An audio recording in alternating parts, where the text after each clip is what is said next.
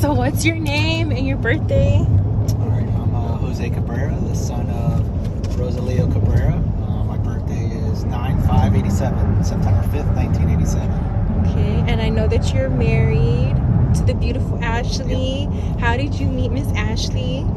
I attended Warner University in Central Florida, played baseball there met my wife 2009-ish, 2009, 2010. And when did you notice her, and how did you woo her? Through social gatherings, we were able to connect, and then we just kind of hit it off and started going on dates and going out together and going to social events, and then, we started dating pretty heavily. And how did you ask her to be your girlfriend? There was more, it was more that I was putting it off. More her parents are like, we've been together for X amount of months. I don't remember if it was 5 months or 6 months. And they kept asking? Yes. Are you her boyfriend? Then I brought her to a family gathering, a wedding, and she was overwhelmed. It was my mother's side. She was stuck on a boat with my mother's family. No way, on an intercoastal cruise. And she was culture shocked. She comes from a very small Italian family in a small Italian farm town in New Jersey, South Jersey, and culture shocked first off by South Florida. It's a melting pot, and then being surrounded by a bunch of my parents' side Rodriguez's. And then she moved back actually in with my father and my mother. Then we got an apartment together. And we moved to Pennsylvania for a couple years. I had taken a job promotion. I actually came out of college during the housing crisis, so South Florida market, Central Florida market was tough. What was your study? I was a finance major, business finance undergrad, and I have a master's degree in business administration, just general MBA. And it was a very tough market, but I was able to secure an internal job. I was working at Penske Truck Leasing in the state of Florida. The yellow trucks? Yep. And then I moved to the corporate office and used my degree there up in Pennsylvania, Reading, Pennsylvania, about an hour outside Philadelphia. Okay. And then we relocated up there, and that was a culture shock for me. This is all palm trees, new. And how did the family anticipate how did they melt you into their pot? My family was open, they were supportive. They actually helped me move up there. They were very supportive. And then her family? Her family was only 2 hours away, so it was actually good for her. Her grandma was very sick at the time, so she did get to spend a couple of last years with her. She was very close to her grandma, so she did spend a couple of years. I imagine that you would have got culture shock, and she would have got culture shock. So the culture shock up there is in South Florida, it's always blue, and it's always beach season. And it's very gray in the Northeast, very cold, and very historic. It's icy up there? It gets icy, but more gray. Gray, not much sunshine, and everything is older, very historic. But I did 2 years up there for work and then relocated back to South Florida. And South Florida is my home. So we got married, we had kids, we got a house. What was the proposal like? It was not anything crazy. It was in downtown West Palm Beach with family. You got on one knee? Got down on one knee. Thing. I asked her parents, I'd like the blessing. And what did they say? They were okay with it. And yeah, we got married. She was very eager to get married, dropping a lot of hints, and I was very stubborn. What did a hint look like? What are we doing? She would leave magazines out. I like this. Let's go look at rings or something like that. And what were your thoughts whenever you got married of her in her wedding dress? So her wedding dress is third generation. Her grandma wore it, her mother wore it, now she wore it. So it's got very sentimental value to her. She got it altered, and she looked very pretty in it. Did you cry? Happy. Yeah. Good. Yeah. That's what I like to hear. And then, how were you feeling when you got pregnant? When y'all were expecting with your first child? What was that like for you? It was very. So we had got a townhouse together. It was a 3,000 square feet, and it just kind of, you have empty rooms. It's like the it was almost like the next step in, you know, where we are in our lives. And so it was very exciting. You know, she was very excited, and she had a good, her pregnancy was good, you know, not many issues. Okay. You know, And what was blessed. it like for you holding your first baby? It was very exciting, and it's just surreal. You don't know if you can ever be prepared for it. You know, it's just a different, you know. Did you think of your different dad natural a lot? high? Yeah. Yeah, you know, I'd imagine, you know, your life change. You know, all your focus is on a helpless baby that you're gonna mold and raise. So, you know. And how did you pick your baby's names? You know, I didn't really, you know, since my wife had names and threw out there, and I was just like, yeah, whatever, not whatever, but, you know, she threw quite a few names out, and I said, yeah, Lorenzo's fine, you know, I like it, and it's not unique, but it's kind of a cool name, so I was like, yeah, it's, you know, you were the one holding the baby for 9 months, you should have a lot to say, you know, so she wanted something that was kind of Latin and Italian, so it kind of worked out. So I think I had more say in my daughter's name. Oh, and why did you choose Liliana? I just thought it's a very pretty name. It is It's so fitting. It's Latin, very, I think more Hawaiian than anything, like in the islands like that. And that's what I Okay. think. It's just a pretty name. Yeah. So she was okay with it. And your little girl, what was that like? Because you have the full package. You got the boy and the girl. So both pregnancies were very unique. There were some complications at birth for my wife. So, and the thing is, during birth is, we got split up. So I was kind of with only my daughter and son both times. The second time her blood level was dropping, she was getting pale, they were going to do emergency surgery, and I didn't know what was going on, so her mother was a big advocate for her, but, you know, at the time, you know, again, you're holding a helpless baby, you know. Were you thinking you were going to have to raise the Oh, children? I didn't think so, you know, the doctors were kind of trying to prepare us, you know, things could go for the world, we're monitored, you know, just be we want you to, they were telling me, we want you to stay with your daughter, we have your wife, she's under our observation, you can't go and see her.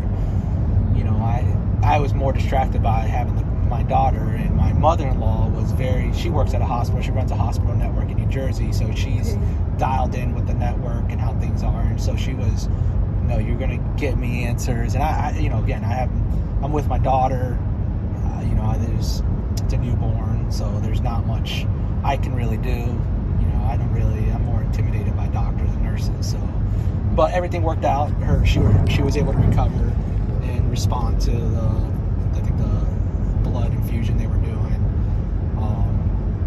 So that was kind of a surreal moment, but everything worked out.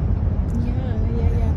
And then y'all had this loft, and then y'all had Lily, and then how did y'all end up here in this neighborhood? So that's the neighborhood I grew up in. That's the house my father and mother built. It's all the specs they wanted. They built it from the ground up, bought the property, cleared it themselves, did additions, and it's a great little neighborhood. Unfortunately, South Florida is becoming very expensive and very hard to find affordable housing. We were blessed that the person we bought it are actually friends of the family. We've known them for years. They're the next door neighbors. Through the relationships with my mother and father that they had, they were able to work something out. And, you know, it's a great, safe neighborhood. You know, like I said, me and my sisters and brothers all grew up in there. So it's exciting that they all get to grow up in there. And it's 2 houses down from the house that I grew up in. Your 2 favorite people. Yeah. And then what was it like growing up with your parents? Because everyone has a different view of how they experience their childhood when it's a full house. What was your relationship like with your father? Oh, it was great. The way I put it, probably, you know, now at my age, now in my 30s, young 33 or 34 now, you know, they're very unselfish people. You know, they want better for their next generation than what they had. They always put their kids or their kids are, you know, above everything. there were sacrifices that my father made in his career, for the better of his kids. My brother went on to become a firefighter. My sister, she went to college on a college scholarship. I was able to get a baseball scholarship, and it was a lot of hard work for them, sacrificing and moving us around to practices and getting us after full days of work. What were some of the things your father and mother would tell you? They valued an education. Just go to get a degree, be one of the first in their siblings. I don't think many went to college or didn't have the opportunity to go to get,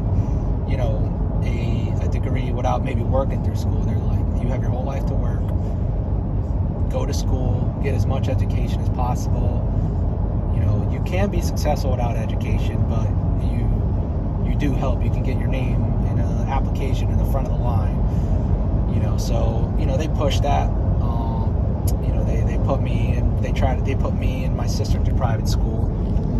Very expensive private school. They tried to put my brother there, but he had his challenges. But he's doing successful. I know that takes a lot of sacrifice, because there's a cost burden to that. So yeah, there's a value in investing in education that I definitely tell them about. They didn't want us to be, you can see there's a lot of fields out here. They didn't want us to do the things that they had to do. My dad didn't want us to be, working in fields, working in slaughterhouses. But through that, you can always see the hard work. You see the value in the traits that he has. He's very handy. So there was a lot of things I think that they did benefit, but where I'm at now in my career, it's, education had a lot to do in the network because of the private school I went to. I think it goes, they are a lot to be thankful for, and I'm blessed that they made those investments and sacrifices. For where I'm at as a career, with the home I have, they show the value of family and hard work. So would you say you take after your mother, being that you went to get your MBA for studying finances, because your mother's very savvy in that department? I don't know. At one time I thought about being a firefighter. Just I saw my brother doing it. You looked up to your brother. Yeah, I just saw the career was kind of cool. But I think I really found my own way when I went to college. Again, the people I grew up with, I saw their career paths. I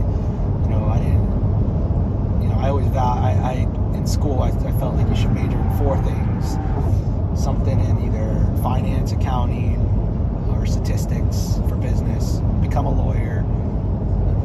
Major in biology, become a doctor, or an engineer. And I kind of put myself in one of those buckets, what makes the most sense. And my business seemed to be what I majored in, and had interest in the stock market, and got did an internship at Merrill Lynch in wealth management, clients of $1 million or more. I interned a summer basically of how, wealth managers manage, clientele. It was a very unique perspective of life. I thought that's what I wanted to do, and I ended up becoming an internal auditor. Again, because at the time of the crash, it's very hard to get a job. I secured an internal audit job internally, and began looking at fraud investigations and financial controls, and learned a lot about how to protect the company's financial books and etc. And but I think if I'm going to be like my mother, I don't know. I mean, I don't know. I mean, yeah, she's a very strict person. She has her ways and kind of the way she does. I don't think she innovates a lot. She's very old school. So, but I do have. I think I have both traits: my father and my mother. It's in the blood. It's it runs so far very back. Organized. He's particularly the way he does things. I do have those traits. My mother's kind of the opposite. My father, where she's more, not as organized. Do what can you tell me about Adela, or anything that you know that might have come across you at some point about your native ancestry, your Spanish ancestry? You know, his mother Jesusa, Adela Cabrera, Apollonia Cabrera. So the most history I got is usually when we went to family events. You know, most of the family's in Belglade, so mingle with my uncles and aunts and their kids and my cousins. You know, we'd all get together and you know, just shoot the crap together. You know, barbecue. But as far as like history lessons, never really got a crash course. You know, my father talked to me a lot about you know these are the things we did. These are the work we did. This is the sacrifices we did.